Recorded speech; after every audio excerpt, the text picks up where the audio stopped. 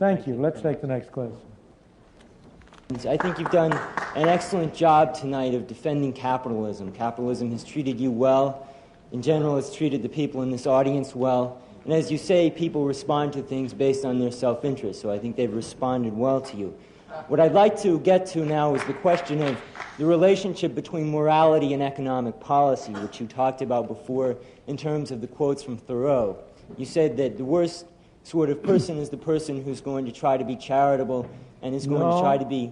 Well, you said that it's unwise for a person to be charitable or to be sincere. What did you say then? Let me repeat Thoreau's words.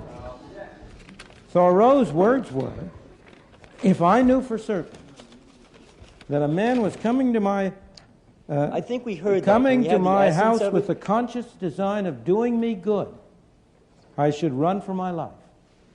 Now, that's not the same thing as being charitable. Okay, fine. I'll accept that distinction. Take what Thoreau just said and you've echoed and apply it to American business. And I think what you're basically saying is American business, a corporation. To businessmen.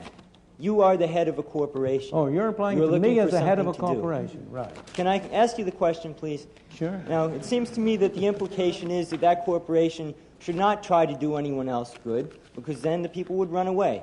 What they should do is pursue their own self-interest. That means profit. And what I'd like to talk about is the implications of that in terms of three concrete examples.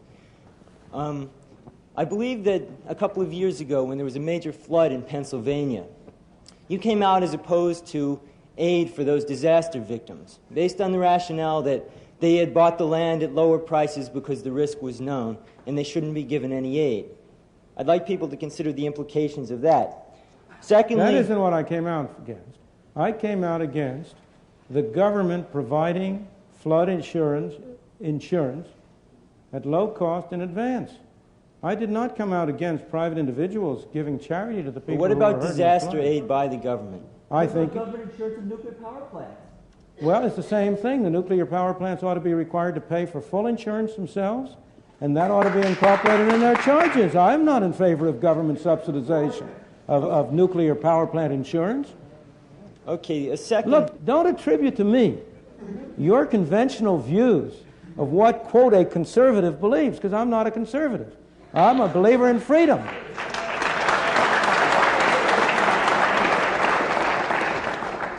Well, then I'd like to talk about that using an example, freedom. In Ohio, an old man failed to pay his electric bill. You may be familiar with the case. And the electric company turned off the electricity and he died. The reason they turned it off was because it wouldn't have been profitable for them to keep it on because he didn't pay his bill.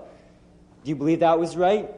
I don't know the details of that case at all, but I can well believe, but I'll be glad to... No, excuse me. In many of these cases, you hear stories which, when you find the details, are very different from those that are presented.